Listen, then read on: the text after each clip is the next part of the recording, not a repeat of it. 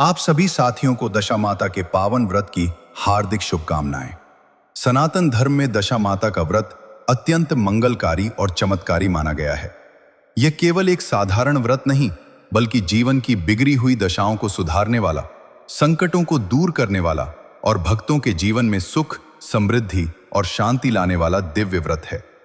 शास्त्रों में वर्णन मिलता है कि जो भी भक्त सच्चे मन, अटूट श्रद्धा और पूर्ण विश्वास के साथ दशा माता का व्रत करता है, उनकी कथा को भक्ति भाव से सुनता है और माता के पवित्र डोरे को धारण करता है, उसके जीवन की कठिन से कठिन परिस्थितियां भी धीरे धीरे बदलने लगती हैं।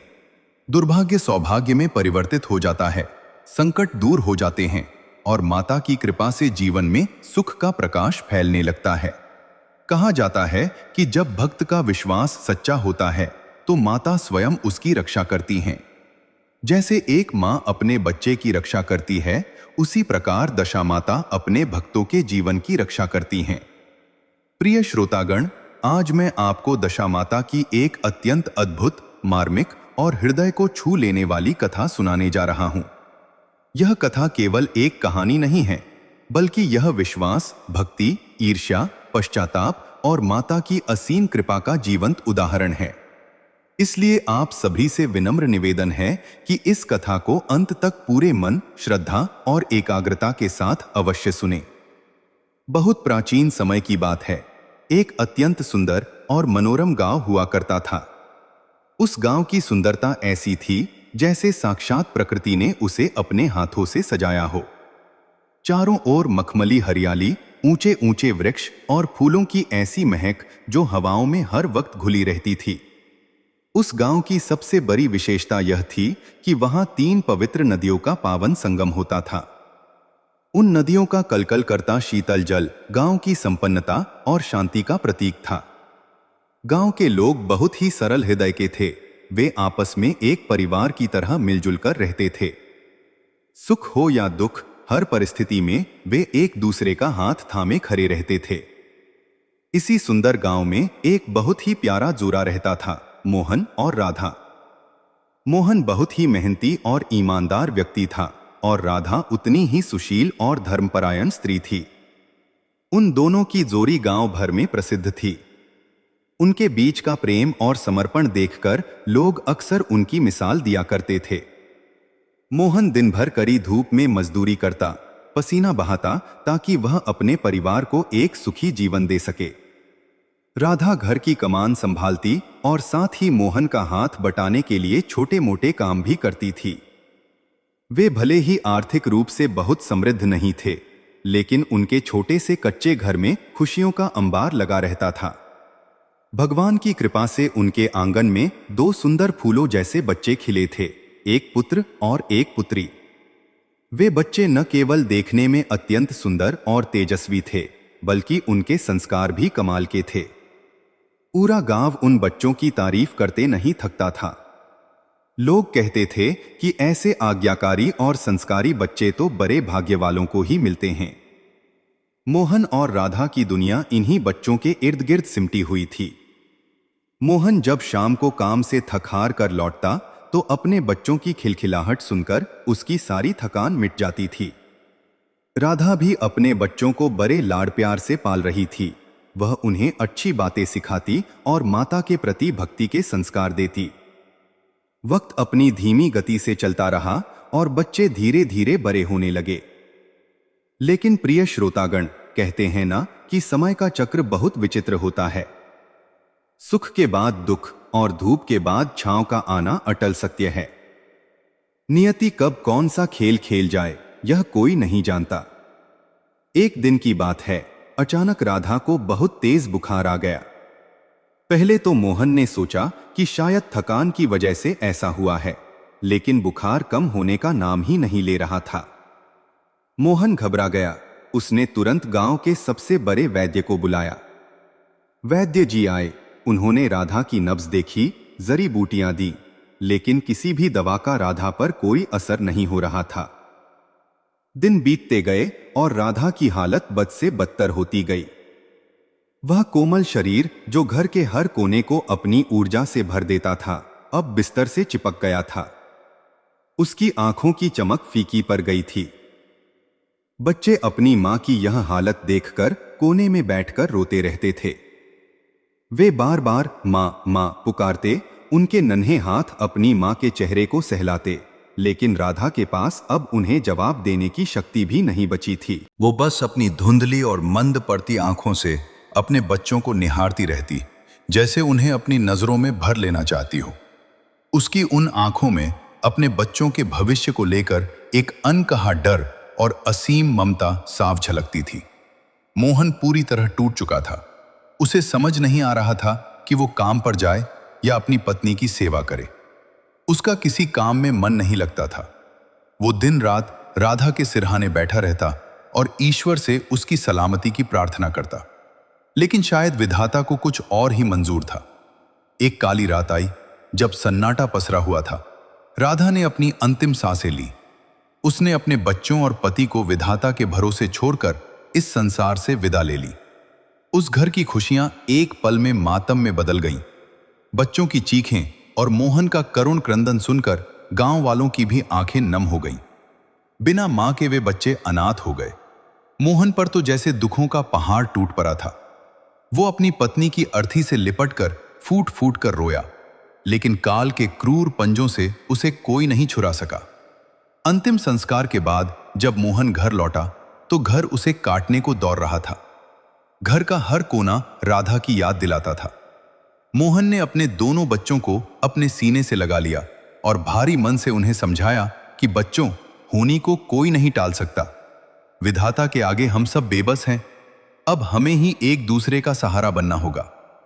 अब मोहन के कंधे पर दोहरी जिम्मेदारी आ गई थी।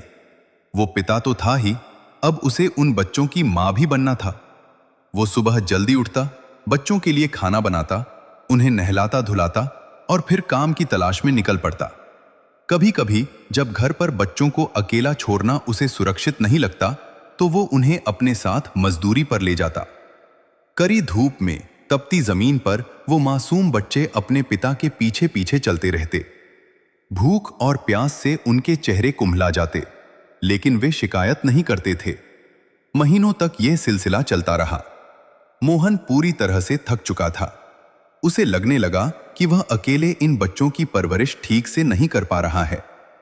घर की व्यवस्था चरमरा रही थी और बच्चों का बचपन धूप में जल रहा था। उसके मन में रह रहकर एक ही विचार आता कि आखिर कब तक ऐसे चलेगा? क्या इन बच्चों को कभी मां का सुख मिल पाएगा? इसी ऊहापोह में एक दिन मोहन ने अपने कुछ करीबी गांव वालों से चर्चा की। उसने अपनी व्यथा सुनाई कि वह बच्चों की हालत देखकर टूट रहा है। गांव वालों ने उसे सलाह दी कि मोहन, तुम अभी युवा हो और बच्चों को भी एक मां की जरूरत है। अगर तुम दूसरा विवाह कर लोगे तो शायद इन बच्चों का जीवन संवर जाए और तुम्हें भी सहारा मिल जाए। मोहन ने बहुत सोचा। उसके मन में राधा की यादें थीं, लेकिन बच्चों के भविष्य की खातिर उसने भारी मन से दूसरा विवाह करने का निर्णय लिया। कुछ समय बाद गांव में मोहन के दूसरे विवाह की तैयारियां शुरू हुईं। बड़े धूमधाम से उसका विवाह सुशीला नाम की एक स्त्री से हुआ। बच्चों के मन में एक अजीब सी हलचल थी। वे अपनी नई मां को लेकर डरे हुए भी थे और उत्साहित भी। उन्हें लग रहा था कि शायद अब उन्हें फिर से मां की ममता मिलेगी, फिर से घर में चूल्हा समय पर जलेगा और उन्हें धूप में भटकना नहीं पड़ेगा। उन्होंने अपने भाग्य को स्वीकार किया और अपनी सौतेली मां का स्वागत किया। सुशीला जब पहले पहल घर आई तो कुछ दिनों तक सब कुछ सामान्य रहा। वह बच्चों से अच्छे से बात करती और घर का काम संभालती। बच्चों को भी लगने लगा कि उन्हें उनकी मां वापस मिल गई है। लेकिन प्रिय श्रोतागण, सुशीला का यह रूप केवल एक मुखौटा था। जैसे जैसे समय बीता, सुशीला का असली स्वभाव सामने आने लगा। उसके मन में उन मासूम बच्चों के प्रति ईर्ष्या और नफरत की भावना घर करने लगी। वह मोहन के सामने तो बहुत अच्छी बनती, लेकिन जैसे ही मोहन काम पर जाता, उसका व्यवहार पूरी तरह बदल जाता। वह उन छोटे बच्चों से घर का सारा भारी काम करवाती। झाड़ू पोछा, बर्तन, कपड़े, सब उन नन्हे हाथों को करना पड़ता। अगर जरा सी भी गलती होती तो वह उन्हें बेरहमी से डांटती और कभी कभी तो उन पर हाथ भी उठा देती। सबसे दुखद बात तो यह थी कि वह खाने पीने में भी भेदभाव करने लगी। वह अपने और मोहन के लिए तो अच्छा और ताजा खाना बनाती, लेकिन उन बच्चों के लिए रूखी सूखी रोटियां या बचा कुचा खाना छोड़ देती। कभी कभी तो उन्हें पूरा दिन भूखा ही रख देती थी। बच्चे अपनी सौतेली मां के इस बदलते व्यवहार से अत्यंत दुखी और परेशान रहने लगे। वे समझ नहीं पा रहे थे कि उनकी क्या गलती है। उन्हें अब अपनी स्वर्गवासी मां राधा की बहुत याद आती थी। वे छिप छिप कर रोते और अपनी मां की तस्वीर या उसकी पुरानी चीजों को देखकर अपना मन बहलाते। लेकिन वे मोहन से कुछ कह नहीं पाते थे, क्योंकि सुशीला ने उन्हें डरा धमका रखा था कि अगर उन्होंने अपने पिता को कुछ भी बताया तो वो उन्हें घर से बाहर निकाल देगी। वक्त और आगे बढ़ा और सुशीला ने 2 संतानों को जन्म दिया। अब तो जैसे सुशीला के लिए वे सौतेले बच्चे बोझ बन गए। वो पूरी तरह से अपने बच्चों के मोह में अंधी हो गई थी। अब उसका एकमात्र लक्ष्य ये था कि कैसे उन दोनों सौतेले बच्चों को घर से निकाल दिया जाए ताकि उसकी अपनी संतानें ही राज कर सकें। उसने उनके साथ जानवरों जैसा व्यवहार करना शुरू कर दिया। पूरा दिन काम और बदले में सिर्फ मार और गालियां। एक दिन तो ईर्ष्या की आग में जलती हुई सुशीला ने सारी हदें पार कर दी। उसने सोचा कि जब तक ये बच्चे जीवित हैं, उसके बच्चों को पूरा हक नहीं मिलेगा। उसने चोरी छिपे उन दोनों बच्चों के खाने में जहर मिला दिया। उसने सोचा कि आज इनका अंत हो जाएगा और किसी को पता भी नहीं चलेगा। लेकिन प्रिय श्रोतागण, कहते हैं ना कि जाको राखे साइयां, मार सके न कोई। उन मासूम बच्चों पर साक्षात दशा माता की असीम कृपा थी। विधाता ने उनके लिए कुछ और ही लिख रखा था। वे बच्चे जैसे ही खाना खाने बैठे, उन्हें कुछ अजीब सा आभास हुआ, या शायद यह माता का ही चमत्कार था कि उन्होंने वह खाना नहीं खाया। लेकिन सुशीला की आंखों में जो क्रूरता और मारने की तरफ थी, वो उन बच्चों ने देख ली थी। वे समझ गए कि अब इस घर में उनका जीवन सुरक्षित नहीं है। अगर वे यहां रहे तो एक न एक दिन यह औरत उन्हें मार ही डालेगी। उस रात जब पूरा गांव गहरी नींद में सोया था, उन दोनों भाई बहन ने एक अत्यंत कठिन निर्णय लिया। उन्होंने तय किया कि वे यह घर छोड़कर कहीं दूर चले जाएंगे। अपनी मां की यादों को दिल में बसाए और पिता की बेबसी को आंखों में लिए वे दोनों बच्चे रात के अंधेरे में चुपचाप घर से निकल पड़े।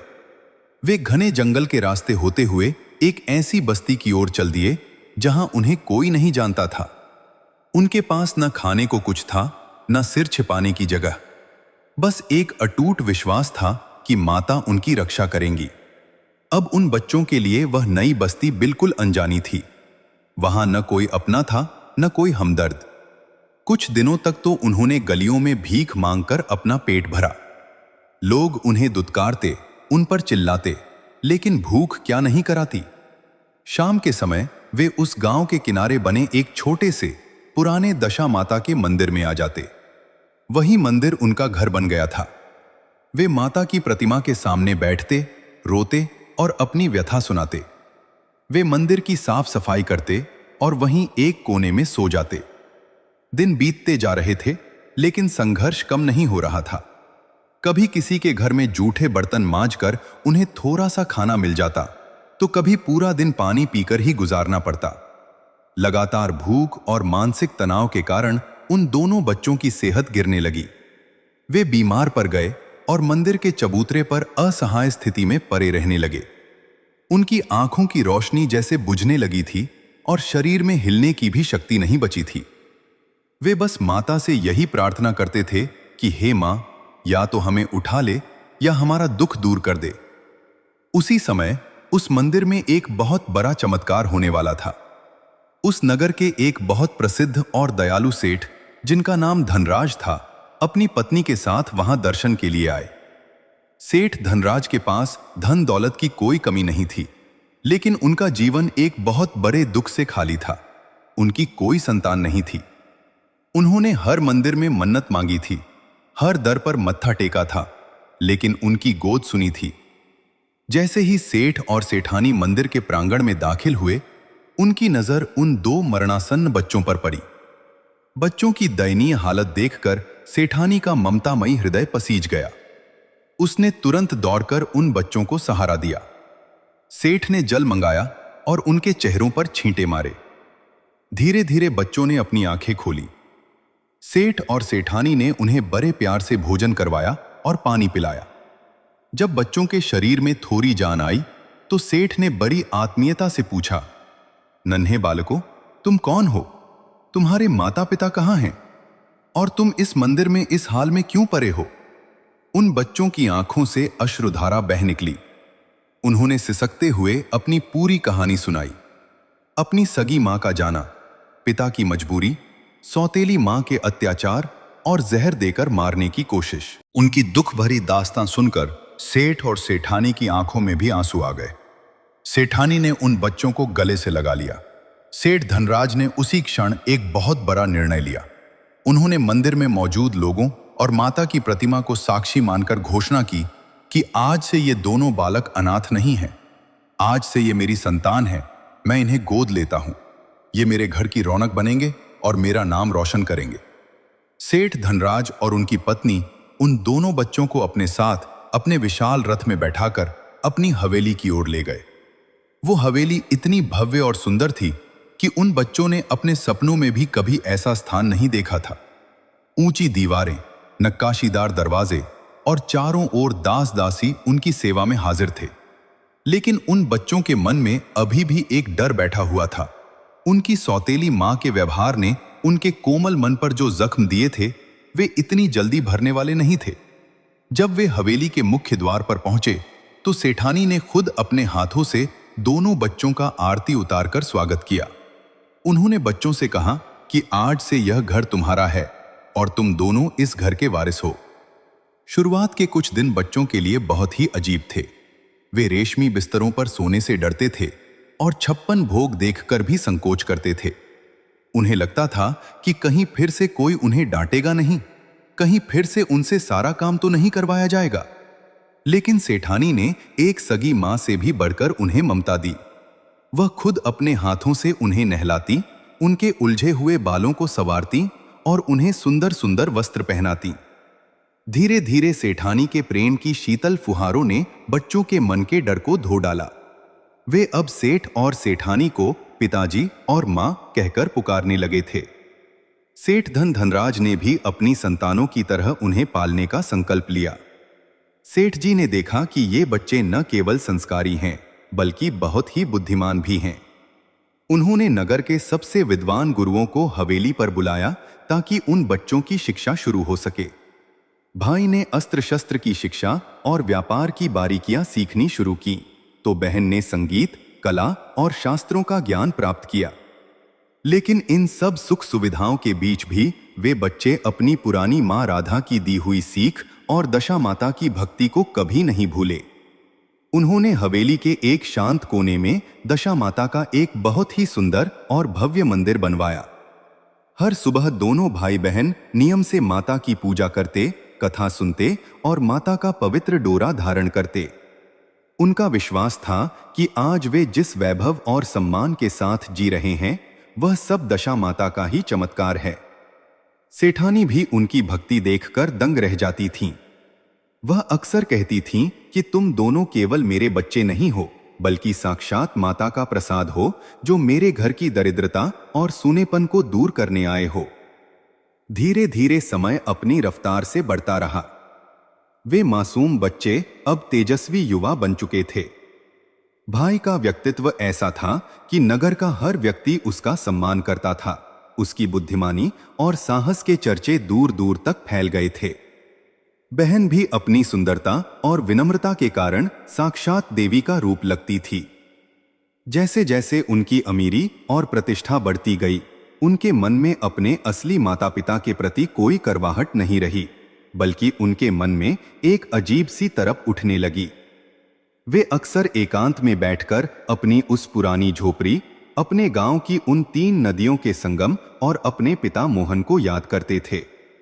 उन्हें याद आता था कि कैसे उनके पिता धूप में मेहनत करते थे और कैसे अंत में वे विवश हो गए थे।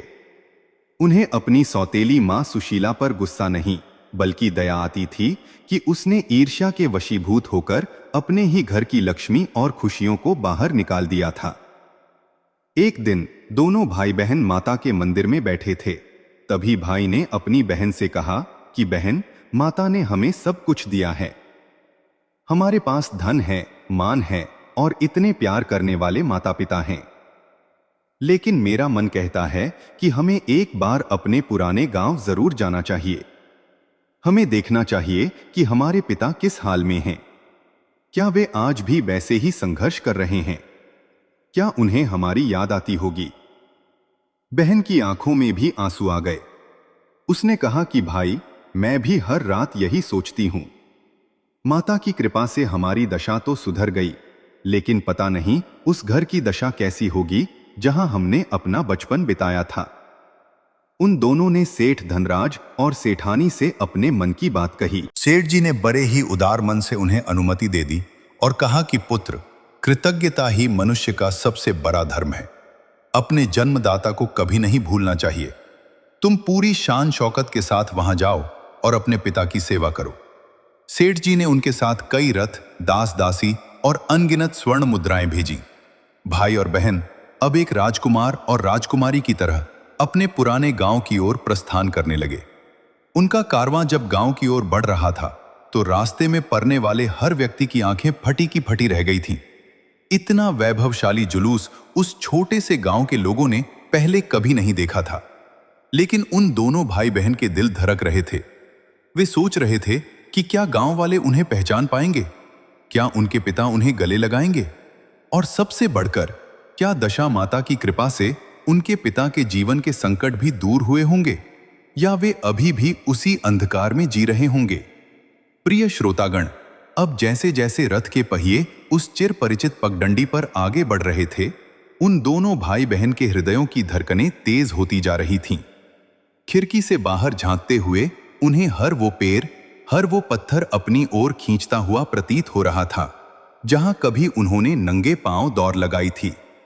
दूर से ही उन्हें उन 3 पवित्र नदियों का संगम दिखाई देने लगा, जिनकी कलकल ध्वनि आज भी उनके कानों में वैसी ही गूंज रही थी जैसे बरसों पहले गूंजती थी। लेकिन आज नजारा कुछ बदला हुआ था। जहां कभी खुशहाली और हरियाली की महक आती थी, वहां अब एक अजीब सी वीरानी और उदासी छाई हुई थी। जब वैभवशाली रथों का वह लंबा काफिला गांव की सीमा में दाखिल हुआ तो पूरे गांव में जैसे खलबली मच गई। खेतों में काम करते किसान ठिठक कर खड़े हो गए, पनिहारिनें कुएं पर घरे रखकर विस्मय से देखने लगीं और बच्चे शोर मचाते हुए रथों के पीछे भागने लगे। गांव वालों के लिए यह किसी सपने जैसा था। उन्होंने कभी कल्पना भी नहीं की थी कि उनके इस छोटे से गांव में कभी साक्षात राजसी वैभव के दर्शन होंगे।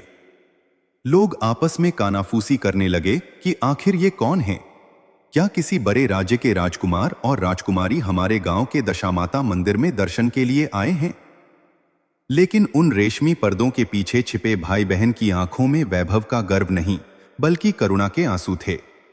उन्होंने देखा कि गांव की गलियां वैसी ही थीं, लेकिन लोग थके हुए और उदास लग रहे थे। जैसे जैसे वे उस गली की ओर मुड़े जहां उनका पुराना घर था, उनके सीने में एक अजीब सा दर्द उठने लगा। वह गली अब संकरी और गंदी लग रही थी। अचानक भाई की नजर उस स्थान पर पड़ी जहां कभी उनका कच्चा लेकिन ममता से भरा घर हुआ करता था। जो दृश्य उनकी आंखों के सामने आया, उसे देखकर उनके कलेजे मुंह को आ गए। जहां कभी एक साफ सुथरा आंगन था, वहां अब कंटीली झाड़ियां उगी हुई थीं। घर की दीवारें ढह चुकी थीं और छप्पर का एक बड़ा हिस्सा जमीन पर गिरा हुआ था। घर के बाहर एक टूटी हुई खाट पर एक अत्यंत दुर्बल और बूढ़ा व्यक्ति बैठा था। उसके बाल सफेद हो चुके थे, शरीर पर मांस का नामो निशान नहीं था और फटे पुराने चित्रों में लिपटा वह व्यक्ति अपनी धुंधली आंखों से शून्य को निहार रहा था। भाई ने सिसकते हुए अपनी बहन का हाथ थामा और धीमे स्वर में कहा, देखो बहन, क्या ये हमारे वही पिता हैं जो कभी हमें अपने कंधों पर बिठाकर पूरे गांव की सैर कराते थे? क्या समय की मार ने इन्हें ऐसा बना दिया? बहन की तो जैसे आवाज ही रुंध गई थी। वह अपने पिता की यह दुर्दशा देखकर फूट फूट कर रोना चाहती थी, लेकिन उसे अभी धीरज रखना था। तभी उस टूटे हुए घर के भीतर से एक कर्कश आवाज आई, अरे ओ बूढ़े, अब क्या सारा दिन उस खाली गली को ही ताकता रहेगा? जा, पास के कुएं से पानी भरकर ला, मुझे खाना बनाना है। यह आवाज वैसी ही तीखी और कठोर थी जैसी बरसों पहले थी। यह सुशीला थी, लेकिन उसकी आवाज में अब वो रौब नहीं था, बल्कि एक अजीब सी चिड़चिड़ाहट और हताशा थी। कुछ ही क्षणों बाद सुशीला बाहर आई। उसकी हालत भी बहुत खराब थी। ईर्ष्या और लालच ने उसके चेहरे की रौनक छीन ली थी। उसके अपने बच्चे, जिनके लिए उसने उन मासूमों को घर से निकाला था, वे पास ही गंदी हालत में बैठे आपस में लड़ रहे थे। यह देखकर भाई बहन को समझ आ गया कि बुरा करने वाले का अंत कभी अच्छा नहीं होता। सुशीला ने सोचा था कि सौतेले बच्चों को निकाल देने से उसका घर धन धान्य से भर जाएगा, लेकिन इसके विपरीत माता के कोप और पाप के बोझ ने उस घर की बरकत ही छीन ली थी। मोहन, जो कभी स्वाभिमानी और मेहनती था, अब अपनी पत्नी के अत्याचारों और अपनी संतानों के निकम्मेपन के नीचे दबकर एक जिंदा लाश बन चुका था। रथों का काफिला ठीक उसी टूटे हुए घर के सामने रुक गया। गांव की भीड़ वहां जमा हो गई थी। सुशीला भी फटी आंखों से उस वैभव को देख रही थी। उसे लगा कि शायद कोई अमीर राहगीर रास्ता भटक कर यहां आ गया है। वो अपनी फटी हुई साड़ी को संभालते हुए और चेहरे पर एक झूठी मुस्कान लाते हुए रथ की ओर बढ़ी और बोली, हे महानुभाव, आप कौन हैं? इस तुच्छ घर के सामने आपका रुकना हमारे लिए बड़े सौभाग्य की बात है। क्या हम आपकी कोई सेवा कर सकते हैं? मोहन ने भी अपनी गर्दन उठाई और कांपती हुई नजरों से रथ की ओर देखा। उसे अपनी आंखों पर विश्वास नहीं हो रहा था। उसे लगा कि शायद उसकी अंतिम घड़ी आ गई है और स्वर्ग से कोई उसे लेने आया है। तभी रथ का दरवाजा खुला। कीमती जूतों की आहट जमीन पर सुनाई दी। सबसे पहले भाई नीचे उतरा। उसका चेहरा ओजस्वी था और शरीर पर राजसी वस्त्र शोभा दे रहे थे। उसके पीछे पीछे उसकी बहन उतरी, जो साक्षात लक्ष्मी का स्वरूप लग रही थी। पूरे गांव में सन्नाटा पसर गया। सुशीला तो जैसे काठ मार गई हो। उसे उन दोनों के चेहरों में कुछ जाना पहचाना सा लगा, लेकिन वह यकीन नहीं कर पा रही थी। मोहन की धुंधली आंखों में अचानक एक चमक सी आई। उसने अपने कांपते हुए हाथ आगे बढ़ाए, जैसे वह कुछ टटोलना चाह रहा हो। वह चेहरा, वो आंखें उसे अपनी राधा की याद दिला रही थी। प्रिय श्रोतागण, उस समय वहां का वातावरण इतना बोझिल और भावुक हो गया था कि हवाओं की सरसराहट भी जैसे थम सी गई थी। वह वैभवशाली राजकुमार और राजकुमारी, जिनके एक इशारे पर सैकड़ों दास दासी दौड़ पड़ते थे, आज अपने ही पुराने, जर्जर और ढहते हुए घर के सामने खड़े थे। उनकी आंखों में आंसू थे जो उनकी राजसी चमक को धुंधला कर रहे थे। जैसे ही भाई ने आगे बढ़कर अपने पिता मोहन के पास जाने की कोशिश की, सुशीला झपटकर आगे आ गई। उसे लगा कि शायद ये कोई बड़े दानदाता हैं। वह अपनी फटी हुई साड़ी के पल्लू से एक गंदी सी जगह साफ करते हुए बोली, पधारिए ओ महानुभाव। इस दरिद्र की झोपड़ी में आपके चरण पड़े हमारा तो भाग्य ही खुल गया। ये बूढ़ा तो अब किसी काम का नहीं रहा, इसकी मति मारी गई है। आप भीतर चलिए, मैं आपके लिए शीतल जल और जो भी रूखा सूखा है ले आती हूं। सुशीला की वही लालच भरी आंखें और वही चापलूसी भरी बातें सुनकर भाई का कलेजा छलनी हो गया। उसने देखा कि सुशीला के अपने बच्चे, जिनके लिए उसने इतना बड़ा पाप किया था, वे आज कुसंस्कारी और आवारा होकर वहीं धूल में खेल रहे थे। ईर्ष्या की फसल ने उसे कंगाली और कलह के सिवा कुछ नहीं दिया था। लेकिन उस राजकुमारी यानी उस छोटी बहन से अब और रहा नहीं गया। उसने देखा कि उसके पिता मोहन के पैरों में बिवाइयां फटी हुई थीं। आंखों के नीचे गहरे काले घेरे थे और हाथ ऐसे कांप रहे थे जैसे पतझड़ का कोई सूखा पत्ता। वह अपनी सारी राजसी मर्यादा भूलकर अपने रेशमी वस्त्रों की चिंता किए बिना सीधे उस धूल भरी जमीन पर बैठ गई और अपने पिता के पैरों को थाम लिया। मोहन हक्का बक्का रह गया। उसने कांपती आवाज में कहा, अरे अरे बेटी, ये क्या कर रही हो? तुम तो साक्षात देवी का रूप लग रही हो और मैं तो एक अभागा दरिद्र इंसान हूं। मेरे पैरों को छूकर अपने पुण्य मत खराब करो। बहन की सिसकियां अब फूट पड़ी थीं। उसने रोते हुए कहा, पिताजी, क्या एक बेटी को अपने पिता के चरण छूने के लिए पुण्य की जरूरत होती है? क्या आपने अपनी उस छोटी सी बच्ची को इतनी जल्दी भुला दिया जो आपकी गोदी में बैठकर कहानियां सुना करती थी। ये शब्द सुनते ही जैसे वहां बिजली कौंध गई। मोहन के शरीर में एक सिहरन दौड़ गई। उसने अपनी धुंधली आंखों को रगड़ा और उन दोनों के चेहरों को गौर से देखने लगा। उधर भाई भी आगे आया और अपने पिता के दूसरे हाथ को थामकर बोला, पिताजी, मैं आपका वही बेटा हूं जिसे आप अपनी उंगली पकड़कर मेले में ले जाते थे, जिसे आपने उस रात अंधेरे में विधाता के भरोसे छोड़ दिया था, क्योंकि घर में मौत का साया मंडरा रहा था। मोहन की आंखों से आंसुओं का सैलाब बह निकला। उसकी आवाज गले में ही अटक गई। वो बस कभी अपने बेटे को देखता तो कभी अपनी बेटी को। उसके सूखे होंठ फरफराए।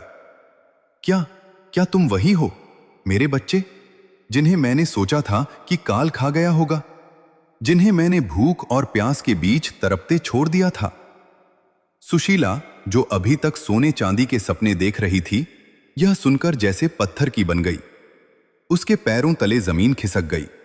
उसके चेहरे का रंग सफेद पड़ गया। उसे वो रात याद आ गई जब उसने खाने में जहर मिलाया था। उसे वो दिन याद आ गए जब उसने इन मासूमों को बेतहाशा पीटा था। वो डर के मारे थर थर कांपने लगी। उसे लगा कि अब ये शक्तिशाली राजकुमार और राजकुमारी उससे अपने अपमान का बदला लेंगे। पूरा गांव इस दृश्य को देखकर स्तब्ध था। गांव के बड़े बुजुर्ग कहने लगे, देखो, इसे कहते हैं दशा माता का चमत्कार। जिन बच्चों को अनाथ समझकर घर से निकाल दिया गया था, आज वे साक्षात लक्ष्मी और नारायण के रूप में वापस आए हैं। सच है, जिसकी रक्षा माता करती हैं, उसका कोई बाल भी बांका नहीं कर सकता। मोहन ने अपने दोनों बच्चों को अपने सीने से लगा लिया। वो फफक फफक कर रो रहा था। वो बार बार उनके सिर चूमता और कहता, मुझे क्षमा कर दो मेरे बच्चों, मैं एक कायर पिता था जो तुम्हें बचा नहीं सका।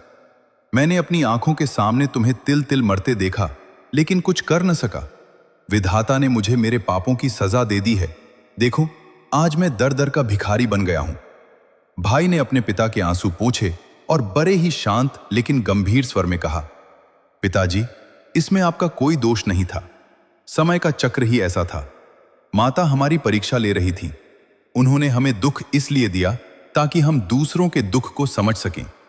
उन्होंने हमें भटकाया इसलिए ताकि हम सही रास्ता खोज सकें। आज हम जो कुछ भी हैं, माता की कृपा और आपके आशीर्वाद से हैं। बहन ने देखा कि सुशीला कोने में दुबक कर खड़ी थी। उसकी आंखों में मौत का खौफ था। बहन उसके पास गई। सुशीला को लगा कि अब उस पर वार होगा। उसने अपनी आंखें बंद कर ली, लेकिन बहन ने उसके हाथ पकड़ लिए। सुशीला ने चकित होकर आंखें खोली। बहन ने कहा, मां, आप डरो मत, हमने आपको माफ कर दिया है। अगर आपने हमें उस दिन घर से न निकाला होता तो शायद आज हम इस मुकाम पर न होते। आपके उस कड़वे व्यवहार ने ही हमें लड़ना सिखाया और माता की शरण में भेजा। यह सुनकर सुशीला के अहंकार का किला ढह गया। वो फूट फूट कर रोने लगी और उन बच्चों के पैरों में गिर पड़ी। वो चिल्ला चिल्ला कर अपने पापों का प्रायश्चित करने लगी। ये करुणा का ऐसा सागर था जिसने बरसों की नफरत और करवाहट को एक पल में धो दिया। प्रिय श्रोतागण, उस दिन उस टूटे हुए आंगन में करुणा की ऐसी गंगा बही कि गांव का बच्चा बच्चा अपनी सुध बुध खो बैठा।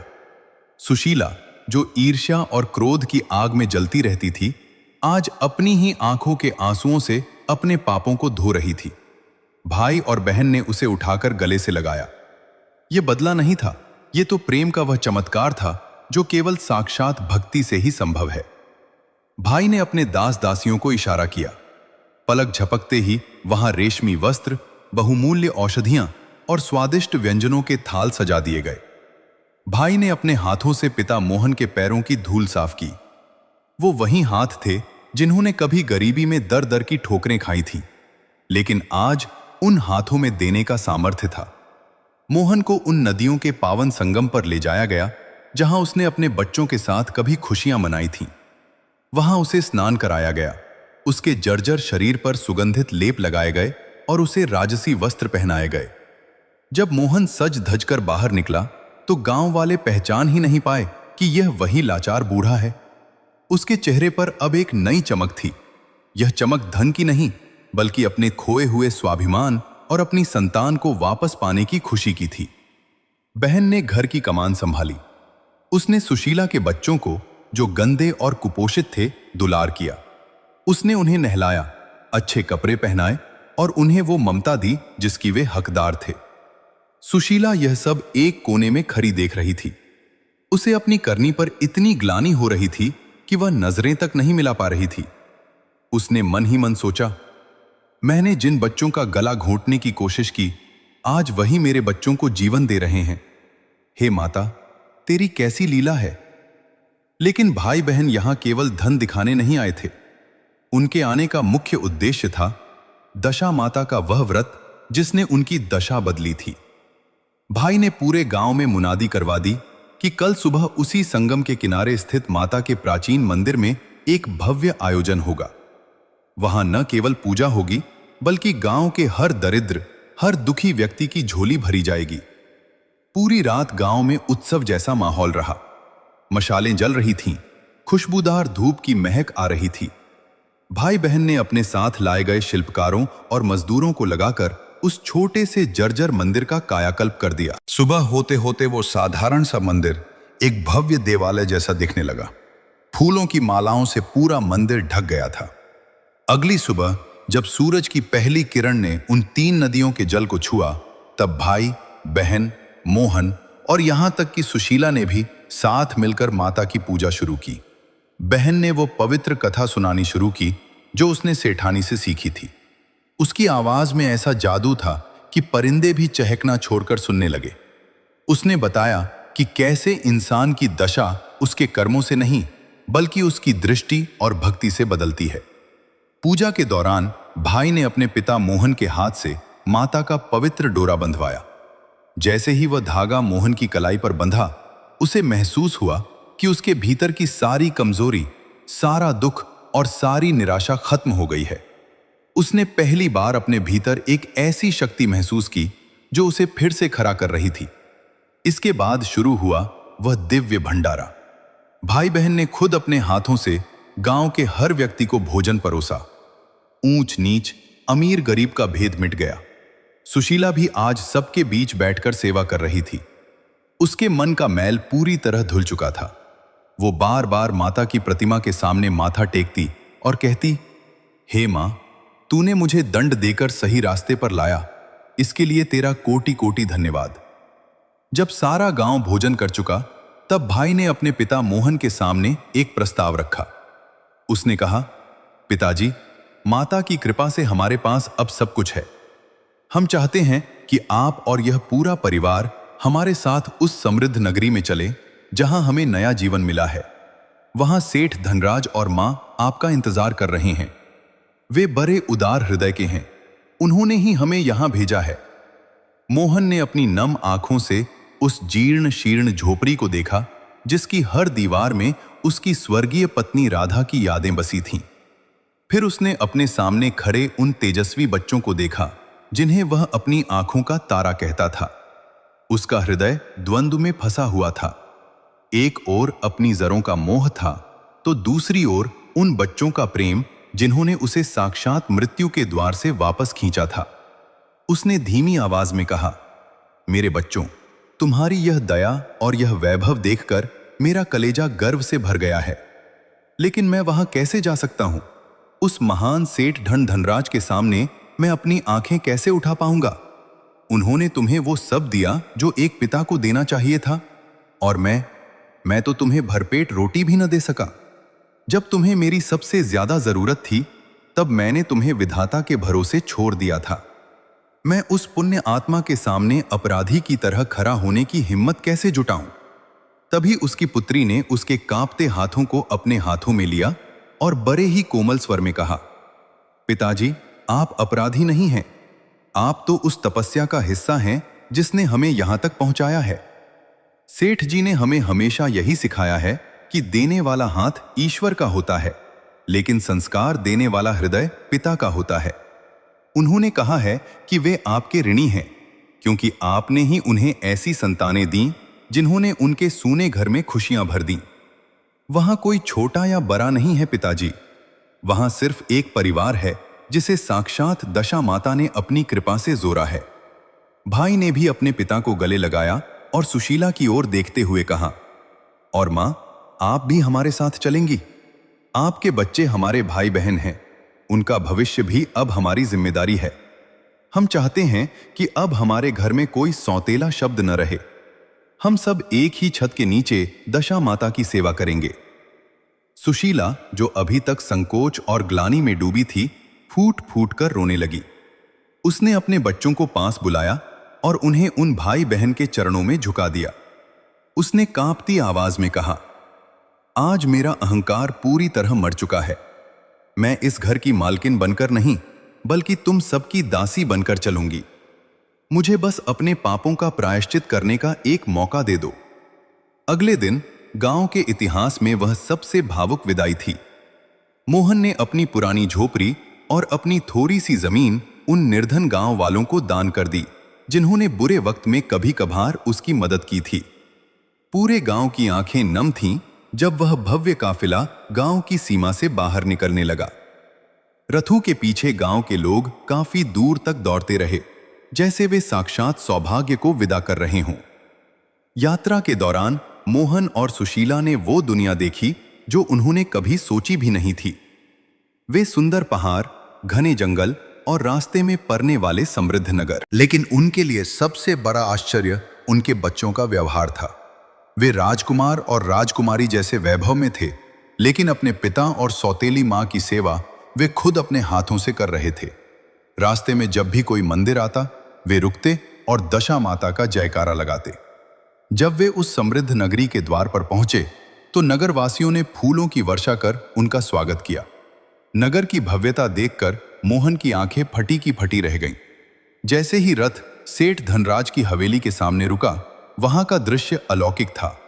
सेठ धनराज और सेठानी दोनों हाथों में आरती का थाल लिए द्वार पर खड़े थे। उनके चेहरों पर वैसी ही ममता थी जैसी एक सगे माता पिता के चेहरे पर होती है। मोहन रथ से नीचे उतरने में हिचकिचा रहा था। उसके कदम डगमगा रहे थे। जैसे ही वह नीचे उतरा, सेठ धनराज तेजी से आगे आए। मोहन ने सोचा कि वे उसे झुककर प्रणाम करेंगे या हाथ मिलाएंगे, लेकिन सेठ धनराज ने तो मोहन के चरणों में अपना सिर झुका दिया। मोहन हक्का बक्का रह गया। उसने तुरंत सेठ जी को उठाया और गले लगकर रोने लगा। सेठ धनराज ने कहा, भाई मोहन, आज मेरा जीवन सफल हो गया। आपने मुझे वो दौलत दी है जो दुनिया का कोई भी खजाना नहीं दे सकता। इन बच्चों ने मेरे घर को तीर्थ बना दिया है।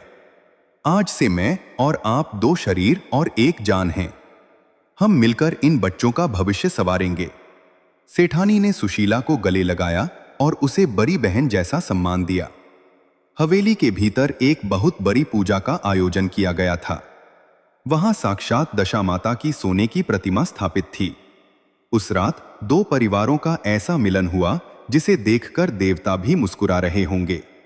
ईर्ष्या प्रेम में बदल गई थी, दरिद्रता वैभव में बदल गई थी और बिछड़े हुए दिल फिर से मिल गए थे। प्रिय श्रोतागण, आज हम इस पावन कथा के उस अंतिम और दिव्य पड़ाव पर पहुंच चुके हैं, जहां भक्ति और विश्वास का ऐसा संगम होने वाला है जो आपकी आत्मा को झंकृत कर देगा। हवेली के उस विशाल प्रांगण में, जहां धूप और दीप की सुगंध चारों ओर फैली हुई थी, साक्षात ऐसा प्रतीत हो रहा था मानो स्वर्ग उतर आया हो। मोहन, जो कभी एक टूटी खाट पर बैठकर अपनी मृत्यु की प्रतीक्षा कर रहा था, आज वह अपने दोनों परिवारों के बीच बैठा था। एक ओर उसके वे बच्चे थे जिन्हें विधाता ने उसे पुनः प्रदान किया, और दूसरी ओर सेठ धनराज और सेठानी थे जिन्होंने उन अनाथों को अपना सर्वस्व दे दिया। उस रात जब पूरा नगर गहरी निद्रा में सो रहा था, हवेली के मंदिर में एक अलौकिक घटना घटी। मोहन को नींद नहीं आ रही थी। उसका हृदय कृतज्ञता के बोझ से दबा हुआ था। वह चुपचाप उठकर हवेली के भीतर बने उस भव्य दशा माता के मंदिर में गया। वहां माता की स्वर्ण प्रतिमा मंद दियों की रोशनी में दिव्य चमक बिखेर रही थी। मोहन ने साष्टांग दंडवत किया और रोते हुए कहा, हे मां, तूने एक तुच्छ और पापी पिता को इतना कुछ दे दिया जिसकी मैंने कभी कल्पना भी नहीं की थी। मैंने अपनी संतानों को त्यागा, लेकिन तूने उन्हें सम्राट बना दिया। मैंने अपना धर्म छोड़ा, लेकिन तूने मेरा हाथ कभी नहीं छोड़ा। तभी अचानक मंदिर का वातावरण शीतल हो गया। दियों की लौ स्थिर हो गई और एक दिव्य प्रकाश पूरे गर्भगृह में फैल गया। मोहन ने अपनी आंखें खोली तो देखा कि माता की प्रतिमा के पास एक छाया खड़ी थी। वह उसकी स्वर्गीय पत्नी राधा थी। राधा के चेहरे पर वैसी ही शांति और मुस्कान थी जैसी बरसों पहले हुआ करती थी। राधा की उस दिव्य छवि ने मोहन की ओर हाथ बढ़ाया और कहा, स्वामी, शोक मत कीजिए। यह सब दशा माता का विधान था। हमारे बच्चों की दशा सुधारने के लिए उन्हें उस अग्नि परीक्षा से गुजरना ही था। आज हमारा परिवार एक है और मैं अब शांति से परमधाम को प्रस्थान कर सकती हूं। उसी क्षण राधा की वह छवि माता की प्रतिमा में विलीन हो गई। मोहन के कानों में एक गूंज सुनाई दी, जैसे स्वयं माता कह रही हो, वत्स मोहन। मनुष्य की दशा उसके भाग्य से नहीं बल्कि उसके धैर्य और सच्ची भक्ति से बदलती है। जब तेरे बच्चों ने उस पुराने मंदिर में भूखे रहकर भी मेरा स्मरण किया, तभी मैंने तय कर लिया था कि उनकी दरिद्रता का अंत वैभव से होगा। यह डोरा जो तूने अपनी कलाई पर बांधा है, यह केवल सूत का धागा नहीं बल्कि मेरे और तेरे विश्वास का बंधन है। अब जा और संसार को बता कि जो मुझ पर अटूट विश्वास रखता है, उसकी बिगड़ी हुई दशा में स्वयं सुधारती हूं। सुबह जब सूरज उगा तो मोहन एक बदला हुआ व्यक्ति था। उसके चेहरे पर वह भारीपन नहीं था बल्कि एक नई ऊर्जा थी। उसने सेठ धनराज और अपने बच्चों को बुलाया और रात का वह सारा वृत्तांत सुनाया। ये सुनकर पूरा परिवार माता के चरणों में गिर पड़ा। सेठ धनराज ने निर्णय लिया कि आज से उनका सारा व्यापार और उनकी संपत्ति उन दोनों भाई बहनों की होगी। भाई ने अपने विवेक और बुद्धि से उस व्यापार को इतना बढ़ाया कि उनकी अमीरी के चर्चे 7 राज्यों तक फैल गए। लेकिन प्रिय श्रोतागण, अमीरी उनके सिर पर नहीं चढ़ी। वे दोनों भाई बहन हर साल अपनी उस पुरानी बस्ती, उस 3 नदियों के संगम वाले गांव में अवश्य जाते थे। उन्होंने उस छोटे से गांव को एक बड़े तीर्थ स्थल में बदल दिया। वहां उन्होंने गरीबों के लिए अन्न क्षेत्र खुलवाए, बीमारों के लिए औषधालय बनवाए और वहां का दशा माता मंदिर आज भी पूरे देश में प्रसिद्ध है। वे दोनों भाई बहन जब भी गांव जाते, अपने पिता मोहन को अपने साथ ले जाते और अपनी सौतेली मां सुशीला का वैसा ही सम्मान करते जैसे अपनी सगी मां का करते। सुशीला भी पूरी तरह बदल चुकी थी। वह अब दिन रात माता की सेवा में लीन रहती और गांव की अन्य महिलाओं को दशा माता के व्रत की महिमा सुनाती। उसने अपने बच्चों को भी उन्हीं संस्कारों में ढाला जो राधा के बच्चों में थे। वह घर जो कभी ईर्ष्या की आग में जल रहा था, अब प्रेम और भक्ति का प्रतीक बन गया था। समय बीतता गया और वह भाई बहन केवल अमीर ही नहीं बने बल्कि वे दानवीर कहलाए। उन्होंने कभी किसी भूखे को खाली हाथ नहीं जाने दिया। उनके जीवन की यह कहानी आज भी हमें यह सिखाती है कि चाहे कितनी भी विकट परिस्थिति क्यों न हो, यदि मन में विश्वास है और दशा माता का आशीर्वाद है तो कांटों भरा रास्ता भी फूलों की सेज बन सकता है। इस प्रकार दशा माता की कृपा से उन अनाथ बच्चों को न केवल माता पिता का सुख मिला बल्कि वे पूरे संसार के लिए प्रेरणा के स्रोत बन गए। जो भक्त इस कथा को पूरे भक्ति भाव से सुनता है, माता उसके घर के क्लेश दूर करती हैं, उसकी दरिद्रता का नाश करती हैं और उसके जीवन में सुख, शांति और समृद्धि का प्रकाश फैलाती हैं। प्रिय श्रोतागण, ये थी दशा माता की अत्यंत मार्मिक और चमत्कारिक कथा। मुझे पूर्ण विश्वास है कि इस कथा ने आपके हृदय को छुआ होगा और आपके भीतर भक्ति की एक नई ज्योति जलाई होगी। याद रखिएगा, बुरा वक्त केवल एक परीक्षा है और उस परीक्षा को पार करने का एकमात्र साधन है धैर्य और ईश्वर पर अटूट विश्वास। यदि आपको यह कथा पसंद आई हो और इसने आपके मन को शांति दी हो तो कृपया इस वीडियो को लाइक करें और अपने मित्रों व परिवारजनों के साथ साझा करें ताकि वे भी माता की इस महिमा का लाभ उठा सकें। कमेंट बॉक्स में जय मां दशा माता लिखकर अपनी श्रद्धा प्रकट करें। हमारे चैनल को सब्सक्राइब करना न भूलें ताकि भविष्य में भी हम आपके लिए ऐसी ही दिव्य और प्रेरणादायक कथाएं लाते रहें। माता आप सभी की मनोकामनाएं पूर्ण करें और आपके जीवन की हर बाधा को दूर करें। जय दशा माता, जय सनातन धर्म।